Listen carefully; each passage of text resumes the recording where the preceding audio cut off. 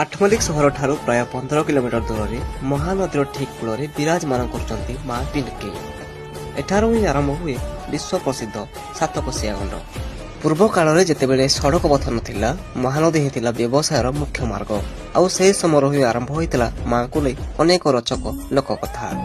କୁହାଯାଏ ଯେ ବହୁ ବର୍ଷ ପୂର୍ବେ ମହାନଦୀରେ ନୌକା ଚଳାଉଥିବା ନାଉରିଆମାନେ ଏହି ସ୍ଥାନ ଦେଇ ଯିବା ବେଳେ ବହୁତ ଅସୁବିଧାର ସମ୍ମୁଖୀନ ହେଉଥିଲେ। ମହାନଦୀର ଏହି ଅଂଶରେ ଜଳ ପ୍ରବାହ ଅତି ପ୍ରଖର ଏବଂ ବିପଦଜନକ ଥିଲା।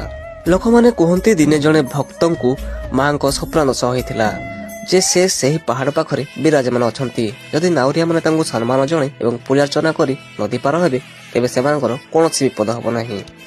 ସେହି ଦିନଠାରୁ ମହାନଦୀରେ ଯାଉଥିବା ନାଉରିଆମାନେ ନିଜ ଡଙ୍ଗା ଅଟକାଇ ମାଙ୍କୁ ପୂଜା କରିବା ଆରମ୍ଭ କଲେ। ଲୋକଙ୍କ ବିଶ୍ୱାସ ରହିଛି ଯେ ମାଙ୍କୁ ଦର୍ଶନ ନ କରି ନଦୀ ପଥରେ ଗଲେ ବିପଦ ଆସିବାର ସମ୍ଭାବନା ଥାଏ। ଆଉ ଏକ ଲୋକକଥା ଅନୁଯାୟୀ ମା ପିଣ୍ଡକୀ ହେଉଛନ୍ତି